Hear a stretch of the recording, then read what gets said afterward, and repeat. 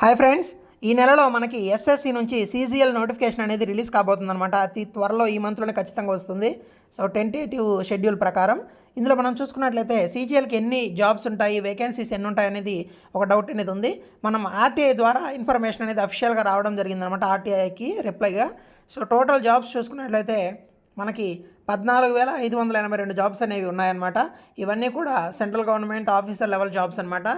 So ఇందులో మనం మెయిన్గా చూసుకున్నట్లయితే ఏఎస్ఓ ఇన్ సిఎస్ఎస్లో 682 ఉన్నాయి, ఇన్కమ్ ట్యాక్స్లో 389 ఉన్నాయి, తర్వాత మా సిబిటిటీలో సెంట్రల్ బోర్డ్ ఆఫ్ డైరెక్ట్ ట్యాక్సెస్లో 1249 ఉన్నాయి.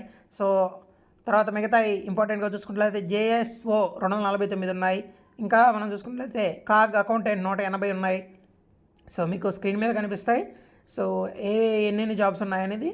ఎగ్జిక్యూటివ్ అసిస్టెంట్ 183 ఉన్నాయి, కాగ్ అకౌంటెంట్ 36 ఉన్నాయి. ఈ విధంగా మనకు పోస్టులు అనేది టోటల్గా ఇవ్వడం జరిగిందనమాట. 14,521 జాబ్స్. సో బాగా ప్రిపేర్ అవ్వండి. All the best.